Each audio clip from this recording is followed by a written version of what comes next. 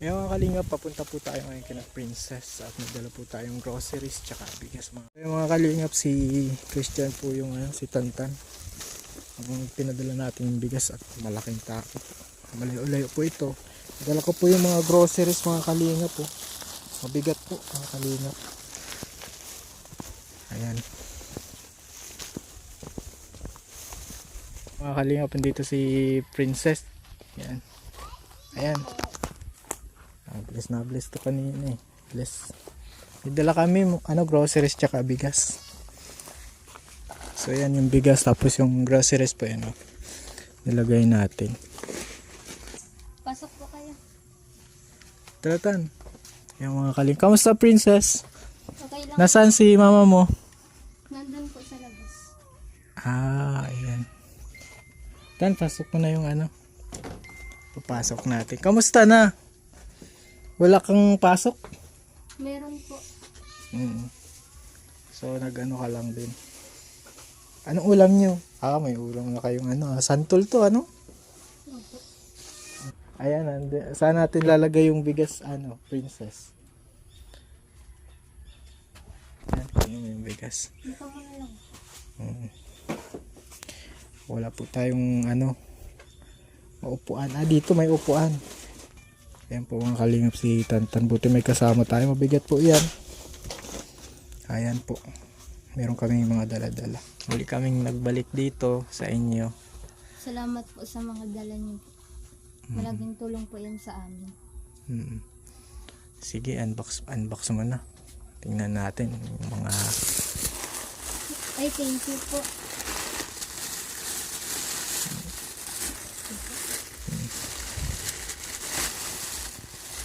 Oh, may biscuit. Paborito ko ng mga kapatid ko. Asa yung mga kapatid mo pala? Nagpasok po. Sukal para sa inagahan po. Sukal na po mga kalingap. Yan.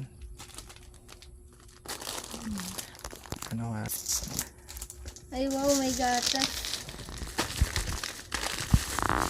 Yan po. Halatadong si Princess excited. Sa po, almusalan po ng mga kapatid ko.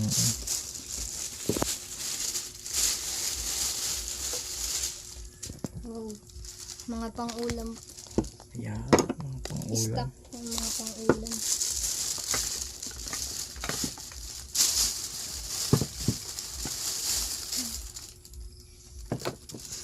Ayan.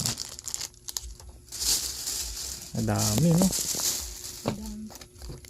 Ayan, meron pa, Dami mga kalingap. Salamat tayo kay Tita Emi, Tito Dan. Maraming salamat po. Sabi Tita Emi, Tito Dan. Tita Sila Emi. yung tumulong Maraming salamat po Tita Emi, Tito Dan. At sa mga tumulong. Malaking tulong po ito sa amin. Kay Ate Rena siya kasi din yung nag-introduce.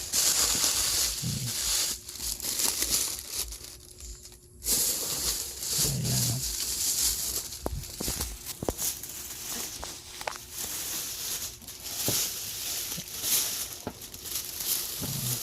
Ay wow, may itlog. May itlog na. May itlog na po. Yan po yung kalingap. Itlog na. Ayan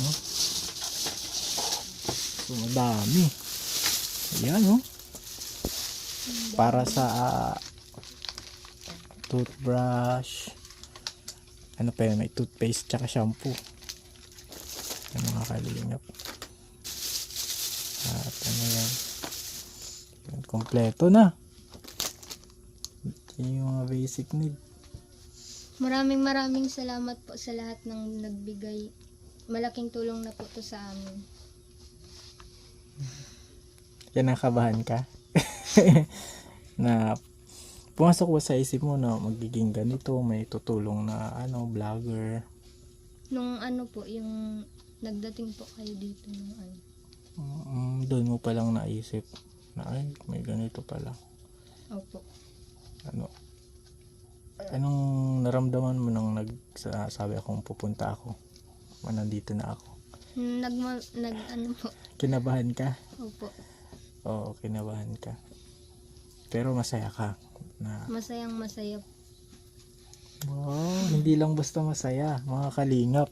Masayang masaya si Princess kasi may tumutulong na. So ang kwento po ni Princess ay nawala yung papa mo Opo. So doon na nag-start na nahirapan na kayo sa buhay. Kasi ilang kayo magkakapatid? 6 po. 6. Tapos nawala yung padre de pamilya. Tapos yung mama mo ay Naoperahan po sa Naoperahan. ulo. Kaya di po makapagtrabaho. so ngayon asa kayo sa mga bigay-bigay ng tita, kapatid, no? Opo. Kaya itong tulong na itong kalingap na Princess ay sobrang malaking tulong na Tsaka anong grade ka na? Grade 12 po. Grade 12. So meron magbibigay pa pala ng pamasahe. Kay Tita Amy, Tito Dan din ito May pamasahe pa po mga kalingap sila. Ayan. Ayan po mga kalingap. Ayan. Salamat. Para sa pamasahe. So may groceries. Meron pang Meron pang Meron pa pong bigas na galing sa kanila. Ito po nauupuan ko.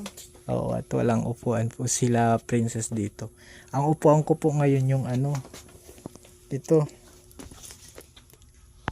Friday pati ngayon. Friday ba ngayon? Opo. Sabi daw wag pag naupo sa lubang maririnig ng mga aswang. Alam mo yun? Ay hindi mo. Alam mo yun ng mga taga dito Kamusta naman ang buhay buhay Princess dito sa sa ganito parang bundok? Ano po?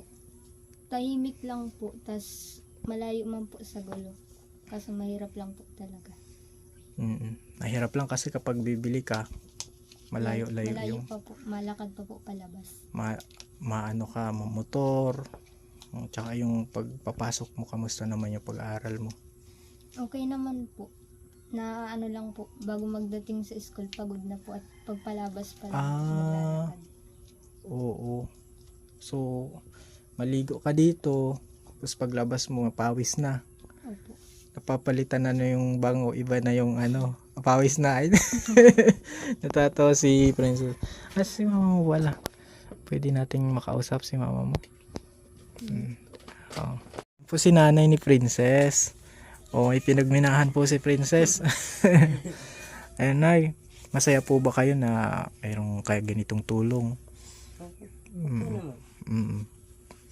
Kasi yung iba kasi nahihiya ayaw nila ng pero ito po mga kalingap yung ginagawa natin kasi nakikita ng sponsor, tapos yung revenue naman po sa video natin is napupunta din sa scout, sa pag-i-scout natin, kagaya nung binigay natin kay na Princess nung una ay kumbaga galing din sa pag-video natin. Kaya nakita ng sponsor. Kay pala ito na galing kay Tita Amy, Tito Dan. Yung bigas. Tapos meron siyang 1,000. 1,000 para sa tawag dito. Para sa kanyang pamasahe. Ayan mga kalingap. At bibigay din ako mga kalingap na pangdagdag sa kanila para makatulong. Ayan mga kalingap. Ito na at pang nyo pa pang kasi may mga ulam na po din sila pero pang kumbaga sa mga iba pang gagastusin kasi ilan po yung anak niyo? 6. Tsaka si nanay hindi makapagtrabaho kasi naoperahan na. Anong naging sakit niya, Nay? Yung daw basta tinanggalan ko tubig sa ulo. Ay, nagkatubig. Hindi daw yung tatagal pagka mawawala ko sa sarili. Tinanggal ko. Okay. At yan ay, ano pong masasabi nyo may ganitong tulong? Ito po ay malaking bagay po ito sa amin. Malaking tulong po ito sa amin. Lalo na po ngayon, hindi ako makapagtrabaho. Mm. Tapos may estudyante ko, 4. Mm. Kaya maraming salamat po sa inyo. 4 na yung estudyante niyo. So, 2 elementary, ay 2 elementary, 2 high school. grade 7 saka grade 12.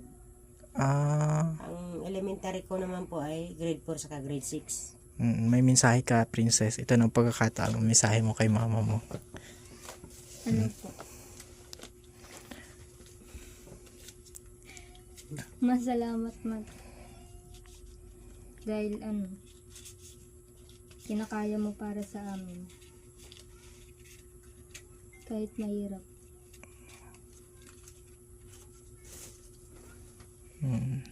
Nay, ang masasabi niya, Nay, sa sabi ng anak Ang niyo? masasabi ko lang po sa kanya, magsipag at saka kapag tapos siya ng pag-aaral. Yun lang naman po kasi ang gusto kong